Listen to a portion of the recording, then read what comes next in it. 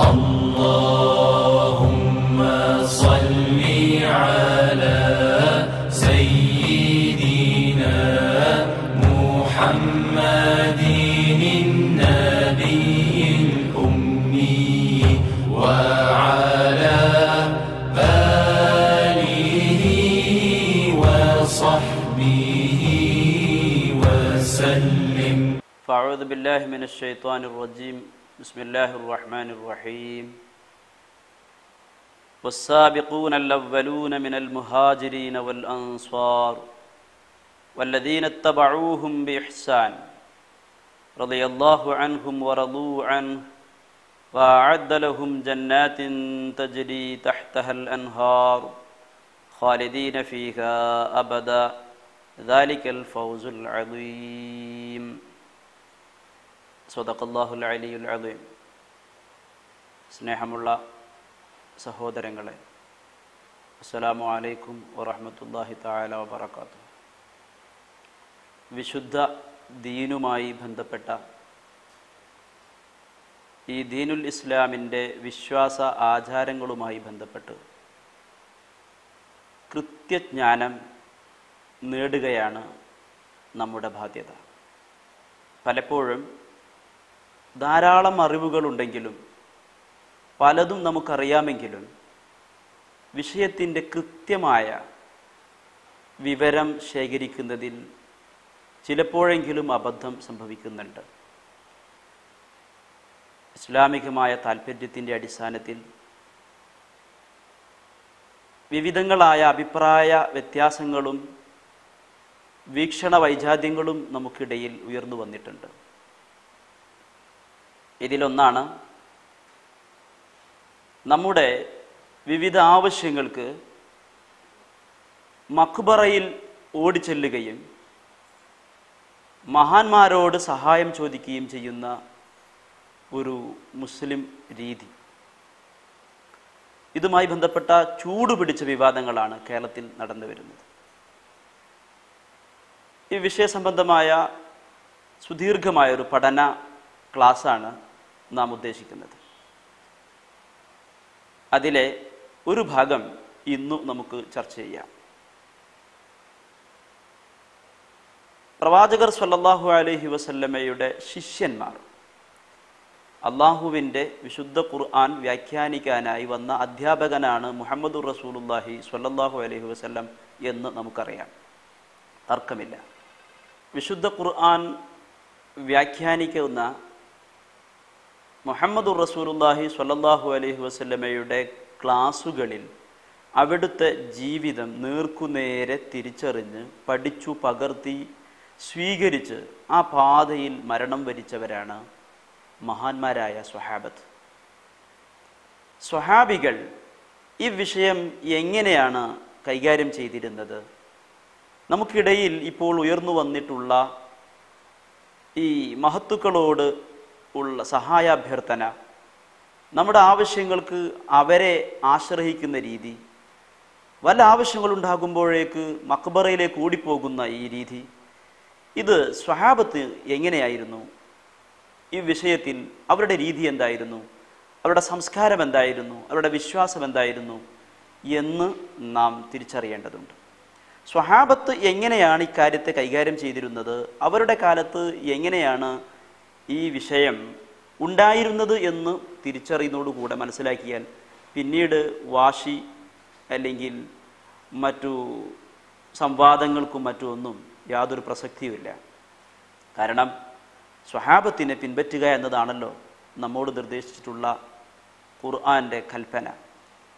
ഞാൻ ഓതിവെച്ച സൂറത്തു തൗബയിലെ 100-ാമത്തെ ആയത്ത്, വസാബിഖൂനൽ അവ്വലൂന മിനൽ മുഹാജിരീന വൽ അൻസ്വാർ വല്ലദീന തബഊഹും ബിഇഹ്സാൻ, മുഹാജിറുകളും അൻസാറുകളുമായിട്ടുള്ള സ്വഹാബത്ത്, ആ സ്വഹാബത്തിനെ പിന്നീട് പിൻപറ്റുന്നവർ, വല്ലദീന തബഊഹും ബിഇഹ്സാൻ, നല്ല നിലക്ക് അവരെക്കുറിച്ചുള്ള ഉദ്ദേശശുദ്ധിയോടുകൂടെ അവർ സന്മാർഗത്തിലാണ് എന്ന് മനസ്സിലാക്കിക്കൊണ്ടു തന്നെ അതേ ബുദ്ധിയിൽ അതേ നിലയിൽ അവരുടെ ചര്യയും വിശ്വാസങ്ങളും പിൻപറ്റുന്നവരാരോ അവർ റളിയല്ലാഹു അൻഹും വറളൂ അൻഹു, അവരെ അള്ളാഹു തൃപ്തിപ്പെട്ടിരിക്കുന്നു, അവരും അള്ളാഹുവിനെ തൃപ്തിപ്പെട്ടിരിക്കുന്നു എന്ന് അള്ളാഹു തന്നെ സർട്ടിഫൈ ചെയ്തതാണ്, ഉറപ്പ് നൽകിയതാണ്.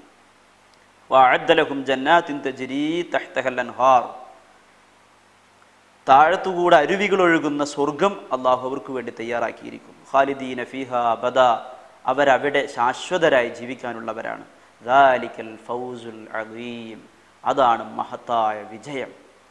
ഒരു മഹത്തായ വിജയത്തിൻ്റെ രീതിയാണ്, സ്വർഗം ലഭിക്കാനുള്ള ഒരു വഴിയാണ് അള്ളാഹു ഇവിടെ വരച്ചു കാണിച്ചിട്ടുള്ളത്. അത് സ്വഹാബത്തിനെ പിൻപറ്റുക എന്നതാണ്. സ്വഹാബത്തും അവരെ പിൻപറ്റിയവർക്കുമാണ് ഈ വിജയം, അവർക്കാണ് ഈ സ്വർഗം എന്ന് പറയുകയുണ്ടായി. അതുകൊണ്ട് തന്നെ സ്വഹാബത്ത് ഈ വിഷയത്തിൽ എങ്ങനെയാണെന്ന് മനസ്സിലാക്കിയാൽ അപ്രകാരമാണ് നമ്മൾ ആകേണ്ടത്. ഇങ്ങനെ ആവശ്യങ്ങൾ വരുമ്പോൾ പല പ്രതിസന്ധി ഘട്ടങ്ങളിലും മക്ബറയിലേക്ക് ഓടുന്ന രീതി അവർക്കുണ്ടായിരുന്നോ? മഹാന്മാരെ വിളിക്കുക, അവരോട് സഹായം തേടുക, ആ രീതി അവർ അവലംബിച്ചിരുന്നോ? മനസ്സിലാക്കേണ്ടതുണ്ട്. പിന്നീട് നമുക്ക് ഇതിൽ രണ്ടാമതൊരു വഴി ചിന്തിക്കാനില്ല. കാരണം വിശുദ്ധ ഖുർആൻ മുഅ്മിനുകളുടെ രീതി ഇങ്ങനെയാണ് പറഞ്ഞതെങ്കിൽ, നേരെ മുനാഫിക്കുകളായി കപടവിശ്വാസികളുടെ രീതി പറയുമ്പോൾ അവിടെ പറഞ്ഞത് വഇദാ ഖീല ലഹും ആമിനൂ കമാ ആമനന്നാസ് ഖാലൂ അനുഅ്മിനു കമാ ആമനസ്സുഫഹാ അലാ ഇന്നഹും ഹുമുസ്സുഫഹാ വലാകിൻ ലാ യഅലമൂൻ. സൂറത്തുൽ ബഖറയിലെ 13-ാമത്തെ ആയത്ത്. അള്ളാഹു ഇവിടെ മുനാഫിക്കുകളെ തിരിച്ചറിയുന്നൊരു വഴി പറഞ്ഞു തരികയാണ്. മുനാഫിക്കുകളോട് പറയുകയാണ്, ആമിനൂ കമാ ആമനന്നാസ്, അന്നാസ് വിശ്വസിക്കുന്നത് പോലെ നിങ്ങളും വിശ്വസിക്കുവീൻ, ജനങ്ങൾ വിശ്വസിക്കുന്നത് പോലെ നിങ്ങളും വിശ്വസിക്കുവീൻ എന്നവരോട് പറഞ്ഞാൽ, ഇവിടുത്തെ ജനം സന്ദർഭം കൊണ്ട് വ്യക്തമാണ്, സ്വഹാബത്താണ്. ആ സ്വഹാബത്തിനെയാണ് മനുഷ്യർ എന്ന് ഇവിടെ പ്രത്യേകം വിളിച്ചിട്ടുള്ളത്. ഖാലൂ വനുഅ്മിനു കമാ ആമനസ്സുഫഹാ, അന്ന് മുനാഫിക്കുകൾ ചോദിക്കുക, ഈ വിഡ്ഢികൾ വിശ്വസിക്കുന്നത് പോലെ ചെയ്യുന്നത് പോലെയൊക്കെ ഞങ്ങൾ ചെയ്യണോ, വിശ്വസിക്കണം എന്നാണ്. സത്യത്തിൽ വിഡ്ഢികൾ അവർ സ്വയം വിഡ്ഢികളാവുകയാണെന്നാണ് ഖുർആൻ പറയുന്നത്. അപ്പം മുനാഫിക്കുകളുടെ രീതിയാണ് സ്വഹാബികളുടെ രീതി സ്വീകരിക്കണമെന്ന് പറഞ്ഞാൽ അത് അവഗണിക്കുക എന്നത്. ആമിനൂ കമാ ആമനന്നാസ് എന്ന് ആജ്ഞ നൽകിയാൽ എന്ന നിർദ്ദേശം വരുമ്പോൾ അതും വിട്ട് സ്വഹാബികൾക്കൊന്നും മനസ്സിലായിട്ടില്ല, അവർക്ക് കാര്യം തിരിഞ്ഞിട്ടില്ല, അവർ ഭോഷന്മാരാണ്, അവർ വിവരമില്ലാത്തവരാണ് എന്ന നിലയിൽ അവരെ അവഗണിക്കുന്ന രീതി കപടന്മാരുടേതാണ്. സത്യവിശ്വാസികളുടെ രീതി, വിജയം വരിക്കുന്ന രീതി വല്ലദീന തബഊഹും ബിഇഹ്സാൻ ആണ്. അവരെ നല്ല നിലയ്ക്ക് പിൻപറ്റുകയാണ്. പരമാവധി നമുക്ക് സാധ്യമാകുന്നിടത്തോളം അവരെ പിൻപറ്റുക എന്നതാണ്. അതുകൊണ്ട് തന്നെ സ്വഹാബത്ത് ഈ വിഷയത്തിൽ എന്തു ചെയ്തു എന്ന് ആലോചിക്കുന്നത് തീർത്തും ആരോഗ്യകരമാണ്. വിവാദങ്ങൾക്ക് കാര്യം കൃത്യമായി തിരിച്ചറിയാൻ കഴിയാതെ പോയവർക്ക് അതൊരു പരിഹാരമായിരിക്കും. സ്വഹാബത്ത് റളിയല്ലാഹു തആല അൻഹും അവർ റസൂൽ കരീം സ്വല്ലല്ലാഹു അലൈഹി വസല്ലമ ജീവിച്ചിരിക്കുന്ന സന്ദർഭത്തിൽ തന്നെ നബി സ്വല്ലല്ലാഹു അലൈഹി വസല്ലമയ്ക്ക് വേണ്ട അർഹമായ സ്ഥാനം വകവെച്ചു കൊടുക്കുകയും നബിയുടെ പദവി തിരിച്ചറിയുകയും ചെയ്തവരാണ്. അവരിൽ പ്രമുഖനായ ഒരു സ്വഹാബിയാണ് റസൂൽ കരീം സ്വല്ലല്ലാഹു അലൈഹി വസല്ലമയുടെ ആസ്ഥാന കവിയായ ഹസ്സാൻ ബിൻ സാബിത്ത് റളിയല്ലാഹു അൻഹു.